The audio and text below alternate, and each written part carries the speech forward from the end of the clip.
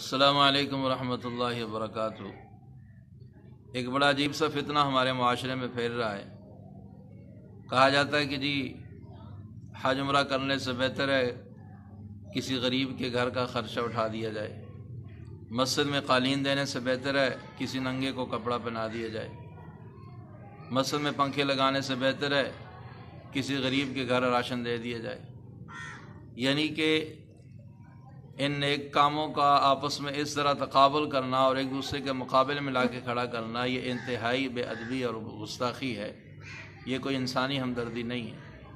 ہاں، تقابل کرنا ہے تو یوں کیا جاتا، مقابلہ ہی کرنا تھا تو یوں کیا جاتا کہ بھئی 60 لاکھ کی گاڑی دینے سے بہتر ہے کسی غریب کو گھر دے دیا جائے، 60,000 کا موبائل لے کر دینے سے بہتر ہے کسی غریب کے کپڑے لے کر دے دیے جائیں۔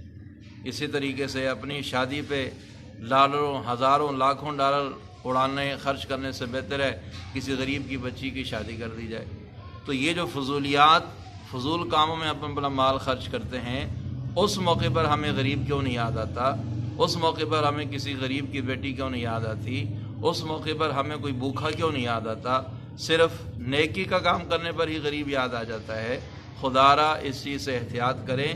ہر نیکی کا ایک اپنا وقت ہے، اپنا ٹائم ہے اور اپنا ایک طریقہ کار ہے۔ آپ ساری نیکیاں کریں، لیکن کسی نیکی کو ایک دوسرے کے مقابلے میں نہ لا کر کھڑا کریں۔